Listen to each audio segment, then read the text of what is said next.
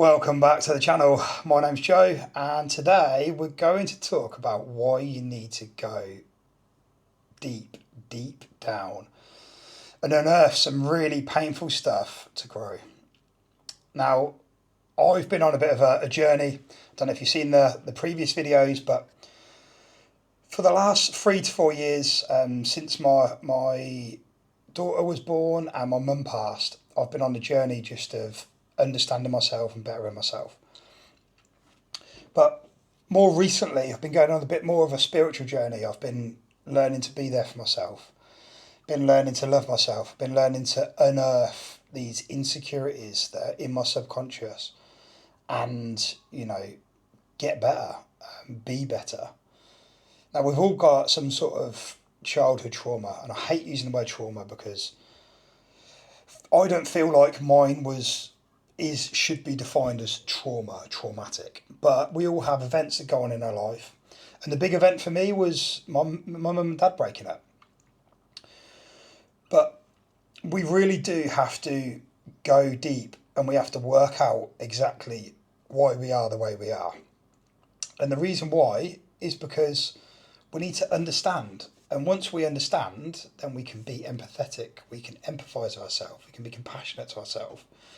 And then we can start to grow, because some of us, and if you're watching this video, no doubt yourself, you'll have a deep-rooted belief that you are a certain way when that's not true. That's because of something that's happened to you in your life, probably going to be from your childhood, that's led you to believe that maybe you're not enough, or you're not good enough, you're not worthy. You don't deserve to be loved. Whatever it is, I've probably just said the same thing in 3 different ways there, but I'm only saying that because mine was, and I'm going to use past tense because I've been doing a lot of work and I truly now believe that I am enough, but mine was that I'm not enough. And when you've got that deep-rooted insecurity in your subconscious, no matter how strong you are on the external front, no matter how much you prove to yourself that you're good enough, whether that's, for me, like in who I am as a person. I'm really happy who I am as a person. What I've achieved in my career, who I am as a father, all of this stuff, I know I'm enough, but I still had this deep belief within me that I wasn't. And that stems from childhood. So you really do have to try and go back and dig into why you are the way you are. Now, I'd recommend everyone to go to a therapist. So I did on and off sort of about 2 to 3 years of therapy, talk therapy. And what that was really good at doing for me was intellectualizing. So I could plot out my life and I could tell you why I am the way I am. But unfortunately for me, that didn't solve it. Now, some people, I believe, can just talk through it and they can solve it that way. Not for me. So I did all this therapy. I was in a relationship at the time, ended the relationship, got into another relationship, and I had all the same, I actually had different insecurities, but I had a load of insecurities that I thought I'd resolved because, I'd done all this therapy, I'd done all this work, I understood myself. And that just proved to me that it wasn't in like the conscious part of your brain. This is coming from like the stuff right at the back of your brain. This is deep within you. This is deep in there. So I needed to do some work. But you really do have to dig the deep stuff out. And when you do, that's such a good thing. I've had some horrible realizations, really emotional realizations for me. But, if you've watched my previous videos, for me, to get that emotional and to realise that is such a win. Such a win. Not only have I got to the bottom of why I feel insecure in certain situations, but I'm actually being emotional about it. That's a huge win for me. You've got to spin it round. And don't get me wrong, I was still feeling like absolute death at the time, feeling very lonely, wasn't sure like how long this was going to take to resolve, but just know that when you get to the bottom, then the only way is up. And doing it, being like structured and surround yourself with good people, It does happen, but getting there, getting to the deep stuff is really important. Now, like I said, I'd recommend doing talk therapy. I actually went and got a coach, like a life coach after, and he was great because he told me a lot about all of my traits. He talked a lot about why I am the way I am. And for me, like, I people please. So I'll get into a relationship, and let's say I'm on like the second date for this girl, but on the second date, I'm treating this girl like I've been together for a year. And that's because, oh, this is a deep one, but that is because, and this is one of my realizations, it was absolutely horrible. If you're a people pleaser, this is going to be you as well. I overgive because deep down I think if I just show up just as me, and I don't devote loads of time to that person, or I don't go over the top with dates, or I don't go over the top with compliments, or I don't really want to be there for them on a real deep level straight away, then they're not going to want me because I'm not good enough. Now I can say that now, and it doesn't actually bring much emotion, which I'm quite surprised at, because it took me. I've realised this about 6 to 8 weeks ago, and it was wow. It hit me like a ton of bricks, and it was good because my coach had sort of like sowed the seed. He'd mentioned that I've got these traits, but then when I seen it, I felt it, I was doing it. It hit me, but that's good because without having the knowledge that that's who you are, that those are some of the traits that you have, I never would have recognised it. I probably would have done the same and just felt hurt by the situation, or maybe even got into like a victim mentality of, oh, it wasn't me, it was them, blaming them. But ultimately, it's a deep-rooted insecurity. Yeah, and that was a really, really harsh one for me. The other harsh one I'll share with you as well. This was really emotional. I cried and cried and cried about this. But again, that's great. That's really good for me. Like for a man who didn't do that. Yeah, but mine was dating apps. So I was in a long-term relationship, come out, got into another little situationship for a little while.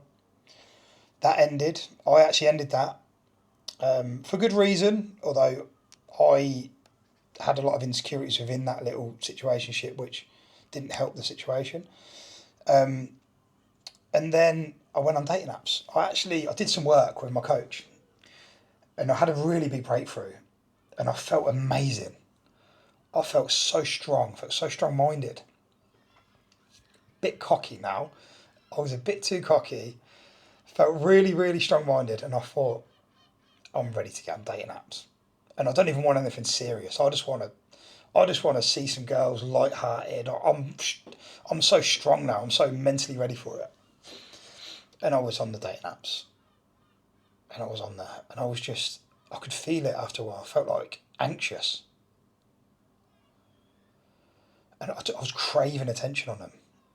It wasn't this the realisation I had. I wasn't choosing these girls because I wanted them. Don't get me wrong, I was. I wasn't like swiping up to everyone or whatever you do, ticking them on a hinge. I wasn't just doing that. I was choosing them by the looks, but deep down, all I wanted was that person to want me. And that's an insecurity, because you should be enough. And yeah, I had this realisation. I felt it, and it was so funny. My brain was fighting it so hard. I was in my hotel, just on Tinder. No, I was on Hinge, so I wasn't on Tinder. Don't go on Tinder, it's rubbish. I was on there for about 12 hours when I first got single, or shortly after. But I was on Hinge, and I couldn't stop. I was like going through loads of people. And I was just craving attention. And even then, I knew I could feel it wasn't the right thing. I was like, this isn't right, I now knew this was a problem, and I now knew that, I'm doing this for the wrong reasons. But even then, I couldn't delete it. and I broke down. I rang my coach. I sent him a big voice note actually, and he rang me straight away. And it's funny because the week before, we'd had a really deep conversation. I felt I wanted to cry, or I was like, I could have cried, but it couldn't come out in front of him. Because again, I wasn't that. I couldn't let it go. And it wasn't that I was holding it in intentionally. I just genuinely, something in my body was not letting it go.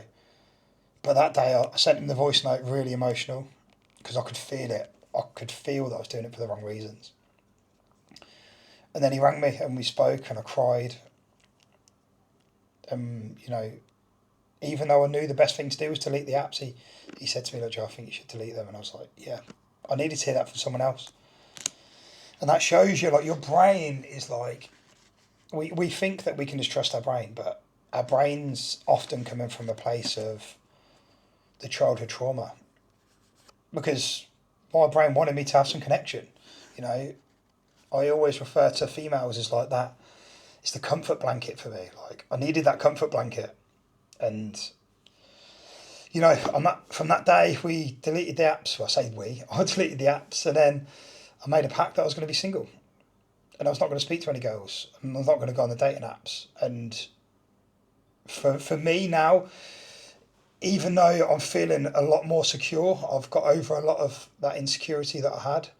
I don't think the dating apps are for me. I think they're too, I don't know if it's my ADHD where they're too like dopamine driven, but they're not for me at the moment. I think if I get to a really strong head place where I can go on them for half an hour, have a flick through, put it down, boom. But with me, once I start getting that bit of attention, I'm like, I see it as like more.